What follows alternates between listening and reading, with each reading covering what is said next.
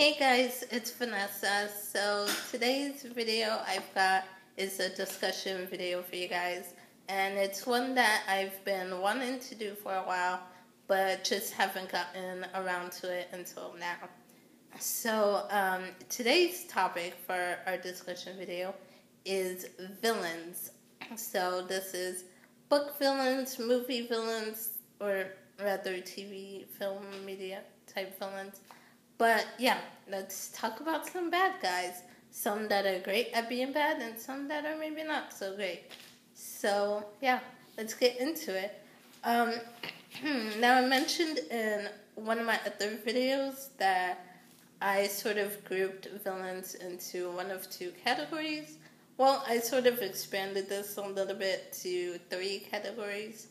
And basically the first is villains that you love to hate. Okay, these are the villains that are so evil and so good at being evil that, they evoke such negative emotions in you that you're just like wanting to plot their death right then and there. Like, you want them to suffer, you want them to die, because they are just so evil and they're good at being evil. And so, for these villains, the first two I'll mention are from the Harry Potter series. So, Professor Umbridge, who shows up in the 5th book, I believe. Professor Umbridge. If you read the book, you've read the 5th book, you know why she's on the list. She is just, God. I wanted her to die more than I wanted Voldemort to die. I wanted to see her death more than Voldemort. So that's how terrible she is. That's how much I hated her. And so, yeah, she's one of those villains that you just love to hate. Alongside Umbridge, Bellatrix Lestrange, again from Harry Potter. So Bellatrix, especially in, what was it, the 6th one, Half-Blood Prince, I think. I'm not gonna go into details, you guys, because I don't want to spoil anyone who hasn't read the books, because there are some people out there who I'm sure haven't read the books or seen the movies, so I don't want to spoil anything. But yeah, if you read the books, you know what I'm talking about. If you haven't, go read the books. You'll know what I'm talking about. But Bellatrix, another one that I'm just like, gosh, her and Umbridge, I would want to have them killed off first, and then I'll worry about Voldemort later. Not that Voldemort isn't terrible, because he is, but I feel more hatred towards Bellatrix and Umbridge. Number 3 for villains you would love to kill. This one is from a different series, Hunger Games, President Snow. So, if you guys have read Hunger Games, again, I'm not going to spoil anything for you guys. I'm not going to go into details as to why exactly I hate these characters, because I don't want to spoil anything. But if you've read Hunger Games, you'll know why I included Snow into this list. And then the next category is villains with redemptive qualities. So these are the villains that, they start off evil and you start off hating them so much.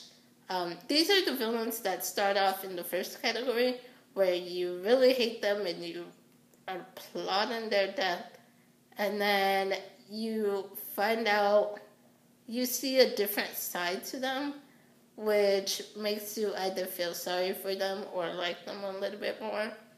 And so these are the villains that you're like, well, you're evil, but you've got the potential to be good, And if you were good, I'd like you even better. Like, so these are the villains that, like I said, have the redemptive qualities. They may be evil, but there's a side to them that's not quite so evil, and you're rooting for them to join the good guy team and switch sides. So, for these villains, I have Cam from the Fallen series by Lauren Kate, and Regina from Once Upon a Time. Oh my gosh, I hated Regina in the beginning, absolutely hated her. And now all I want is for her to have a happy ending and to be happy, and I'm rooting for her to, do the right thing, and yeah, I like Regina now. And then my number one favorite villain in this category would be Klaus Mikaelson from The Vampire Diaries and the spin-off show The Originals. Klaus has got to be, well, first of all, I think he may be my all-time favorite villain ever. And he falls into the category of a villain with the redemptive qualities, because even though he is evil, no doubt about that, he does terrible things. He's murdered people, killed people, whatever. He's done terrible things, yes. But there's, every once in a while, you see a more sensitive, softer side to him, and you're kind of like, well, see, if only you were more like that all the time, I like you more. But then at the same time, the thing I like about Klaus at the same time is that even though you see those softer, gentler sides to him, there are moments where you do want his bad side to come out. Especially if you follow the show and you watch the show, the spin-off, The Originals, you'll see, like, there are things that he's up against where, at times you're like, okay, this is probably a good time for bad Klaus, if you want to term it that way, for bad Klaus to come out, because that person seriously needs to get their butt kicked. So, there are times when you do want to see that side to him, but at the same time, for the most part, you're rooting for him to change and to be good, and yeah. And so, Klaus would definitely be my favorite villain, I would say. And then, let's see. The last category that I actually just included and there's not too many of these. Most villains, for me at least, I think, fall into either the first category or the second category. This third category, not many villains fall into it, but this one is villains that just suck at being villains. So these are the villains that you're like, okay, why are you here? Like, you don't care about them one way or another. They don't evoke strong emotions in you. So, they're not evil enough for you to hate them and want to be plotting their death. But at the same time, you don't care enough about them to be rooting for them and cheering them on. So, yeah, these are the ones that are kind of just blah. They suck at being villains. And I only have two for this category, because like I said, most villains, I think, for me, fall into one of the first two categories. Um, this one, I've got Seraphine, Lena's mom from the Castor Chronicles series. The first one being Beautiful Creatures. I only read the first 2 books. But Lena's mom, Seraphine, for me, she just, I don't know, she doesn't do it. I didn't care about her. She's not, you know, she's one of those characters or villains that I can do with or without. Like, doesn't matter to me if she's in the story or not. She doesn't, like I said, she's not evil enough or bad enough for me to hate her.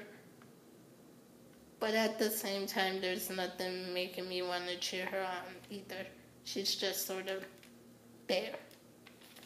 And then the second villain I have in this category is Victoria from the Twilight series. She was James's girlfriend.